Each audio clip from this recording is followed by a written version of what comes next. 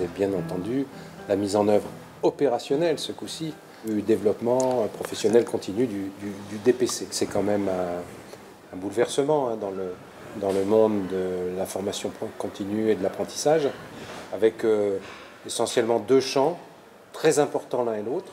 Le premier concerne bien entendu le DPC des médecins et consistera à faire vivre l'offre que l'ANFH a construite cette année, et puis l'impact des nouvelles obligations concernant les personnels paramédicaux, ce que la loi appelle les auxiliaires médicaux, les infirmiers, les sages-femmes, les aides-soignants, les kinésithérapeutes, et qui eux aussi sont soumis à l'obligation de développement professionnel continu annuel. Il y a plus de 40 000 médecins qui ont adhéré à notre système avec 23 CHU. Donc voilà, 460 établissements. C'est en quelques mois qu'on a réussi à mettre ça sur pied, donc c'est un succès considérable.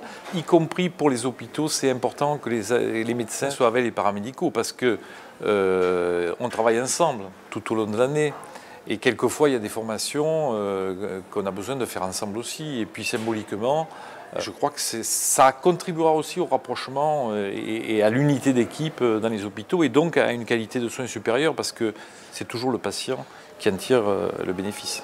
Maintenant, la musique, elle va s'écrire en 2013. Surtout dans un contexte où le cadre aujourd'hui n'est pas complètement défini. Le cadre réglementaire du DPC, lui, est défini, mais la mise en œuvre opérationnelle, effective, pratique, quotidienne, il faut encore le construire.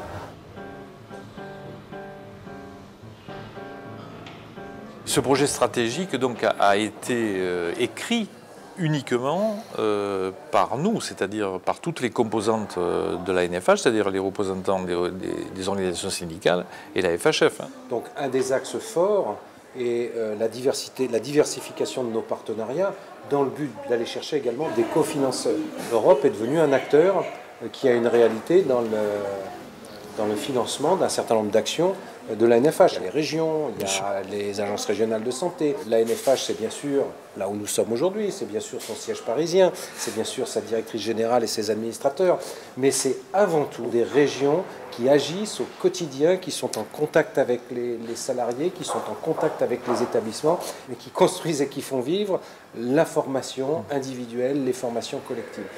Se fixer comme challenge, de permettre à tout à chacun d'avoir un niveau de qualification supplémentaire. Voilà, on est là pour servir les autres, et les autres, c'est les hôpitaux, et donc au bout du bout, les agents hospitaliers qui nous demandent des formations, et les directeurs d'établissement qui demandent que les agents soient performants, soient le mieux possible auprès des patients. Ici, on construit. Voilà, la NFH, c'est une entreprise de construction.